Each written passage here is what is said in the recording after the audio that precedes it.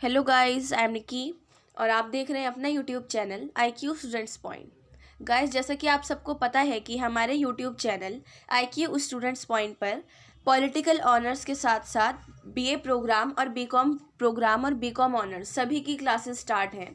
सो BA programme की जो हमारी क्लासेस हैं वो 3 क्लासेस हो चुकी हैं और उसमें हमने 3 टॉपिक्स को कंप्लीट कर लिया है। आज है हमारी 4th क्लास, उसमें हम यूनिट 3 पढ़ेंगे, क्लासिफिकेशन ऑफ पॉलिटिकल सिस्टम।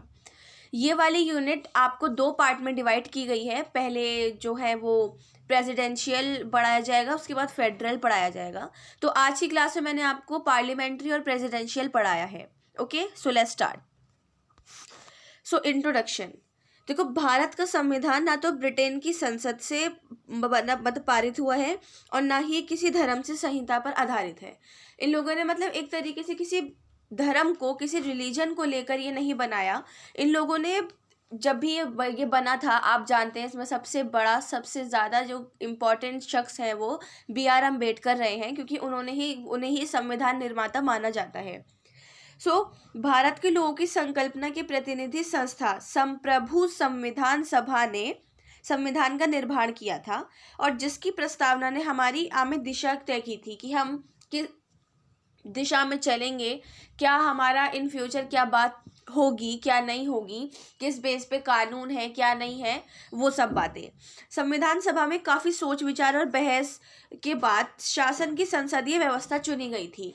जब संविधान सभा में ये संविधान बन रहा था और ये सब कुछ जब बन रहा था, तब उसमें काफ़ी सारे सोच विचार के बाद, बहसों के बाद, इसमें शासन की जो संसदीय व्यवस्था थी, शासन की, गवर्नमेंट की जो संसद, पार्लियामेंट्री उसकी सिस्टम था, उसको चुना गया। उसके बाद सेंट्रल और जो स्टेट है, दोनों ने उसको अपना लिया। सेंटर ने भी और जो सारी स्टेट्स हैं उन सब ने भी उसको अपना लिया। संविधान का अनुच्छेद, संविधान के जो आर्टिकल 74 और 75 हैं, उसके अंतर्गत केंद्र और संविधान के अनुच्छेद 163 और 164 के अंतर्गत राज्य की संसदीय प्रणाली की व्यवस्था की गई है। ये याद रखिएगा, संविधान के अनुच्छेद 74 और 75 में सेंट्रल के अंदर सेंट्रल और उसके अंदर 163 और 164 के अंदर स्टेट, इनकी संसदीय प्रणाली को रखा गया है।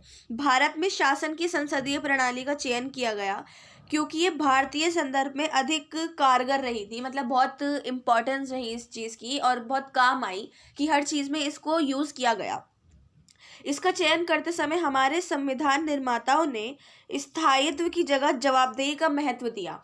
मतलब एक तरीके से उन्होंने एक स्टेबिलिटी की जगह उन्होंने एक जवाबदेही का जो इम्पोर्टेंस थी उसको ज़्यादा महत्व दिया था। और उसके बाद वर्तमान में राजनीतिक दलों का उद्देश्य सिर्फ सत्ता प्राप्त करना रह गया। ओके, ये था आपका इंट्रोडक्शन। अब हम देखते हैं संसदीय शासन व्यवस्था से तात्पर्य क्या है।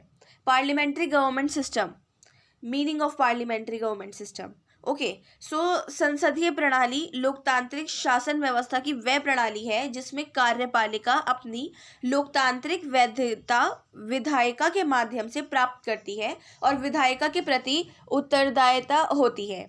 ओके, मतलब इन्होंने ये बोला है कि पार्लियामेंट्री सिस्टम जो डेमोक्रेसी गवर्नमेंट है उसके सिस्टम की वो प्रणाली है, वो सिस्टम है जिसमें लेजिस्लेटिव अपनी डेमोक्रेटिक जो वैधता है उसको एग्जीक्यूटिव जो है अपनी वैधता को लेजिस्लेटिव के माध्यम से प्राप्त करती है, उसकी वजह से पाती है, और जो विधायिका है उसके प्रति उत्तरदायी होती है। ओके,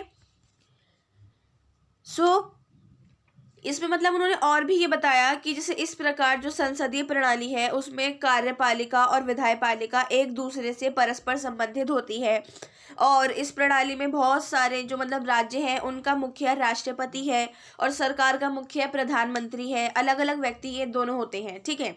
ये भी याद रखना कि राज्यों का मुखिया राष्ट्रपति है और सरकार का मुखिया प्रधानमंत्री होता है। ओके, संविधान के अनुसार राष्ट्र के सर्वोच्च प्रधान राष्ट्रपति ही होता है, लेकिन देश की शासन व्यवस्था की भागदौड़ प्रधानमंत्री के हाथों में होती है।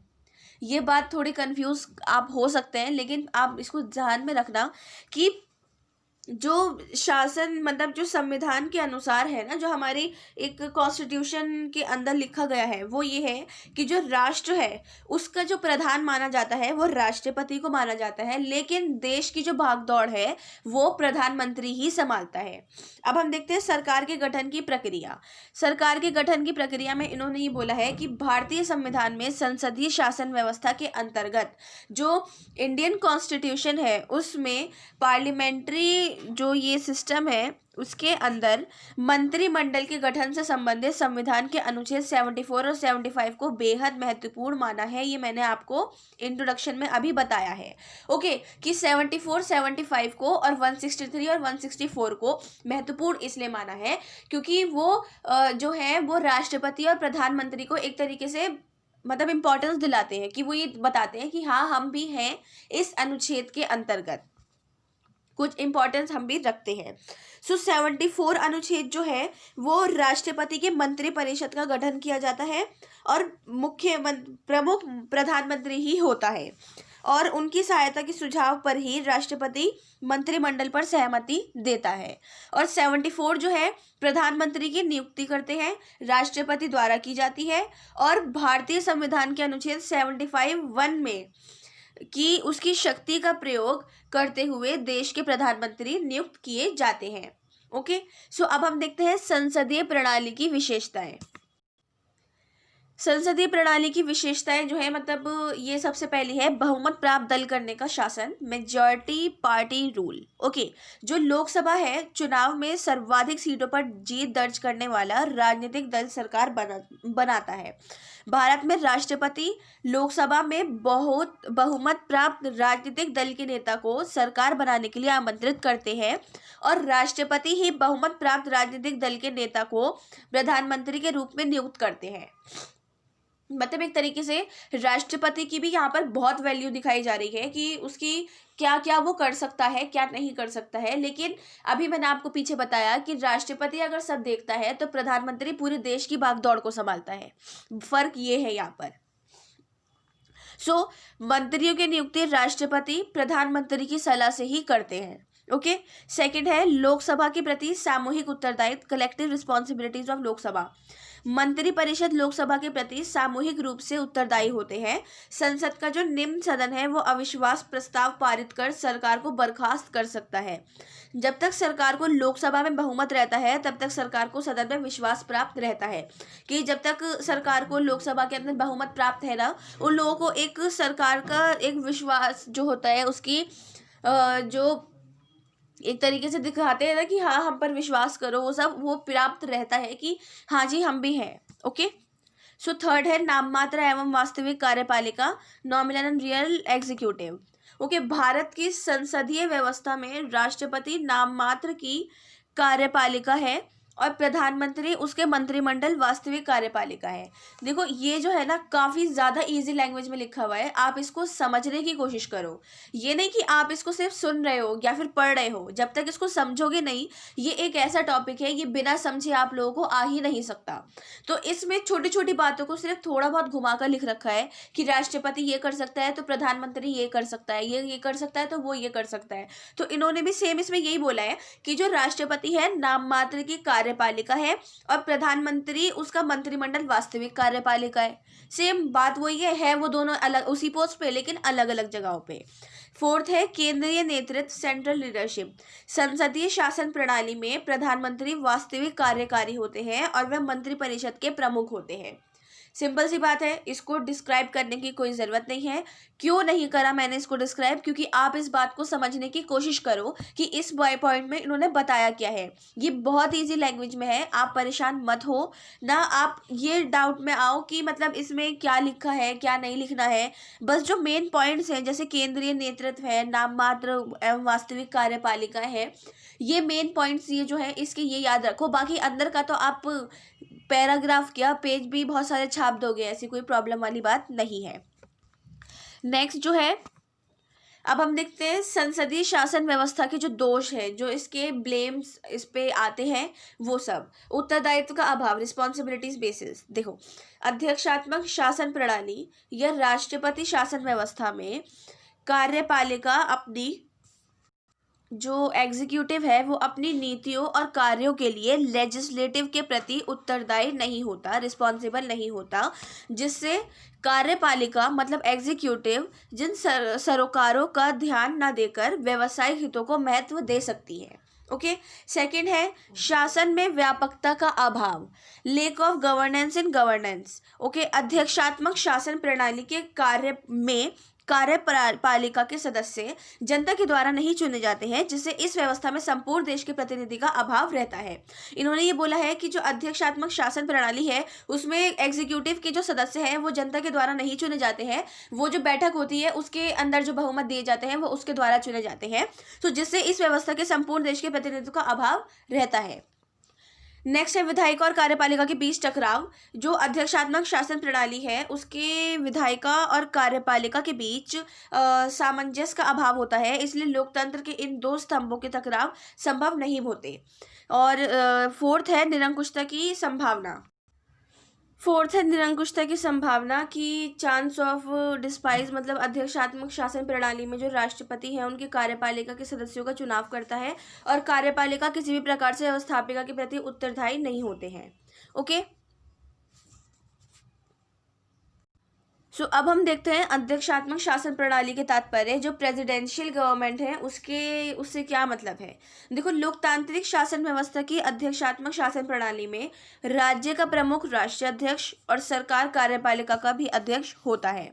ओके। सो जो प्रेसिडेंशियल शासन जो है ये उसकी प्रणाली में कार्यपालिका अपनी लोकतांत्रिक वैधता के लिए विधायिका पर निर्भर नहीं रहती है। जो कार्यपालिका है, एग्जीक्यूटिव है, वो अपने कामों को आगे बढ़ाने के लिए या जो भी करने के लिए वो लेजिस्लेटिव पर डिपेंड नहीं होती है, और वास्तविक में जो एग्जीक्यूटिव है वो प्रमुख ही होता है, सबसे मेन ही होता है। ओके। सो प्रेसिडेंशियल शासन प्रणाली में जो है वो एग्जीक्यूटिव और लेजिस्लेटिव एक दूसरे से संबंधित नहीं होते हैं, और इसमें राज्य का मुख्य सरकार और सरकार का मुख्य मतलब वो एक वही व्यक्ति होता है। ओके। सो अब हम देखते हैं अध्यक्षात्मक शासन प्रणाली की विशेषताएं क्या है। सबसे पहली स्टेबिलिटी। जो देखो, आपको मैंने अभी सेम पीछे यही चीज़ें पढ़ाई हैं, इन दोनों में मैंने आपको अभी स्टार्टिंग में बताया कि कोई भी फर्क नहीं है, सिर्फ ये बताना है कि जो प्रधानमंत्री है उसका प्रमुख कार्य क्या है और जो राष्ट्रपति है उसका प्रमुख कार्य क्या है, और ये दोनों कैसे अलग अलग हैं। दोनों आपस में लिंक्ड हैं लेकिन अलग अलग है।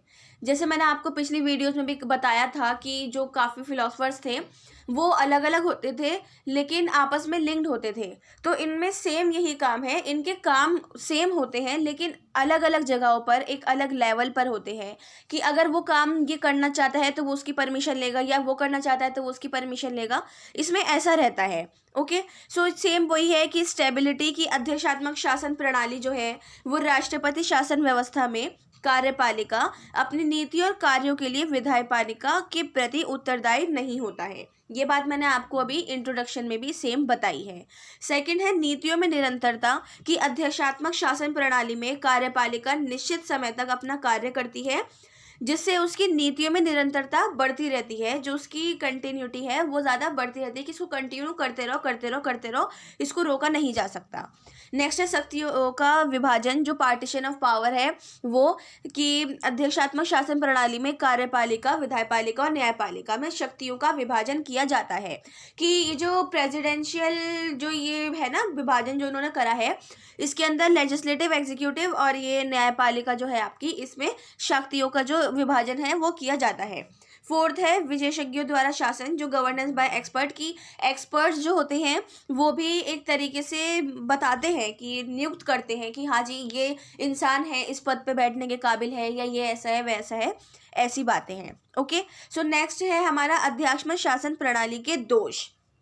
अब देखो, दोष जो है वो पीछे जो मैंने आपको पार्लियामेंट्री जो शासन के दोष बताए हैं वो उससे बिल्कुल सेम है। आप ये लिखो या वो लिखो, एक ही बात है। सो मैं फिर भी आपको एक और बार बता देती हूँ कि उत्तरदायी का अभाव, मैंने आपको बताया था कि जो अध्यक्षात्मक शासन प्रणाली है उसमें राष्ट्रपति शासन व्यवस्था में कार्यपालिका अपनी नीति और कार्यों के लिए लेजिस्लेटिव के प्रति रिस्पॉन्सिबल नहीं होता है। सेकंड था governance, lake of governance and governance, की अध्यक्षात्मक शासन शासन प्रणाली में कार्यपालिका के सदस्य जनता के द्वारा नहीं चुने जाते हैं, इसलिए वो मतलब एक तरीके से एक प्रतिनिधित्व का अभाव उसमें रहता है। और उसके बाद है निरंकुशता की संभावना, और फोर्थ है विधायिका और कार्यपालिका के बीच टकराव, कि मतलब अध्यात्म में शासन प्रणाली में विधायिका और कार्यपालिका के बीच सामंजस्य का अभाव होता है, इसलिए लोकतंत्र के इन दो स्तंभों का टकराव की संभावनाएं बनी रहती है। अब हम देखते हैं भारतीय और ब्रिटिश संसदीय व्यवस्था में विभेद, कि इसमें जो विभेद बताए गए हैं हम इसके बारे में पढ़ेंगे। कि भारत में संसदीय व्यवस्था का स्वरूप विस्तृत रूप से ब्रिटिश संसदीय व्यवस्था पर आधारित है। आप ये जानते हैं कि हमारा जो संविधान है वो यूएसए, अमेरिका और ये ब्रिटिश इधर उधर से लिया गया संविधान है, उन सब की जो अच्छी अच्छी चीज़ें थी उन सब से बनाया हुआ संविधान है। ओके, ये कभी भी ब्रिटिश संसदीय व्यवस्था की नकल नहीं रही है, मतलब उसमें जो थोड़ी बहुत चीज़ें थी उनसे लेकर अपना खुद बनाया गया है। ये नहीं है कि बिल्कुल उनके जैसा ही लगा दिए, अगर उनके जैसा लगाया जाता ना तो आज को हमारे में इतनी ये जो मतलब एक तरीके से अंडरस्टैंडिंग्स है और इतने सारे रिलीजन्स है, ये सब है, ये कुछ भी नहीं होता। उनमें निम्नलिखित मामलों में ये भिन्न पाए जाते हैं। कैसे पाए जाते हैं? पहला ये है कि ब्रिटिश संसदीय व्यवस्था में ब्रिटिश राजशाही के स्थान पर भारत में गणतांत्रिक पद्धति को अपनाया जाता है, और भारत में राज्य का प्रमुख राष्ट्रपति निर्वाचित होता है, और ब्रिटेन में राज्य का प्रमुख जो है राजा या रानी होती है। सेम मैंने आपको ये इंट्रोडक्शन में बता दिया अभी इसके, कि अगर उस जैसा सेम होता ना तो आपको ना आज़ादी मिलती, ना कुछ होता, ना कुछ भी नहीं होता। आपको अपना वोट देने का अधिकार है, आपको बहुत सारे राइट्स हैं, लेकिन वहाँ पर ऐसा नहीं है। वहाँ पर राजा या रानी होते हैं, और यहाँ पर जो है एक गणतंत्रीय पद्धति, मतलब हम खुद वोट देकर खुद चुनते हैं। सेकंड है ब्रिटिश संसदीय व्यवस्था संसद की संप्रभुता के सिद्धांत पर आधारित होती है। जो संसद की संप्रभुता है उस पर सिद्धांत पर आधारित होती है, जबकि भारत की संसद सर्वोच्च नहीं है, क्योंकि यहाँ लिखित संविधान है और संघीय व्यवस्था और न्यायिक समीक्षा का प्रावधान है। जो सबसे लंबा और सबसे लिखित में जो संविधान है वो इंडिया का ही है, और किसी ने भी वो संविधान नहीं लिखा है। इन्होंने यहाँ पे ये बताया है कि जो ब्रिटिश की संसदीय व्यवस्था है वो संसद के संप्रभुता पर आधारित होती है, और भारत की जो है वो संप्रभुता पर आधारित नहीं होती है। थर्ड है ब्रिटेन में संसद सदस्य बतौर मंत्री नियुक्त किए जाते हैं, जबकि भारत में जो व्यक्ति संसद का सदस्य नहीं है उसे 6 महीने तक मंत्री के पद पर नियुक्त किया जा सकता है। फोर्थ है ब्रिटिश संसदीय व्यवस्था में प्रधानमंत्री की निम्न सदन हाउस ऑफ कॉमन्स का सदस्य होना अनिवार्य है, जबकि भारत में प्रधानमंत्री दोनों सदनों में से किसी का भी सदस्य हो सकता है। मतलब एक उनमें जैसे वो राजा रानी वाला जो सिस्टम चल रहा है ना, उसमें एक हाउस ऑफ कॉमन्स जो है उनका जो पूरा एक तरीके से जो चलता है, जैसे यहाँ पे लोकसभा राज्यसभा है उस पर ही पूरी जो संसद है बेस है, वैसे वहाँ पर हाउस ऑफ कॉमन्स है। तो उन पर वहाँ पर राजा या रानी जो है वो प्रधानमंत्री की जगह वो नियुक्त किए जाते हैं, और प्रधानमंत्री मतलब वहाँ पर एक ही जगह पर किए जाते हैं, लेकिन प्रधानमंत्री यहाँ पर दोनों जगह हो सकता है, कोई ऐसी प्रॉब्लम नहीं है यहाँ पर। आज की क्लास जो है हमारी यहीं ख़त्म होती है, और मैंने यहाँ पर पार्ट 2 इसलिए लिखा है क्योंकि अभी इसके आगे का हमें फेडरल सिस्टम भी पढ़ना है।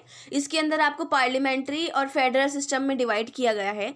नेक्स्ट क्लास हमारी 18 नवंबर वेडनेसडे को होगी, और उसमें टॉपिक हमारा सेम यही है, क्लासिफिकेशन ऑफ पॉलिटिकल सिस्टम। आप इसका जो इस टॉपिक का जो फर्स्ट पॉइंट है जो आज हमने पढ़ा है उसके नोट्स कंप्लीट कर लो, और उससे रिलेटेड कोई भी डाउट हो, क्वेश्चन हो या सजेशन हो, आप मुझसे कमेंट बॉक्स में पूछ सकते हैं, या हमारे टेलीग्राम चैनल पे भी आप हमको बता सकते हैं। Thanks for the watching and best of luck all.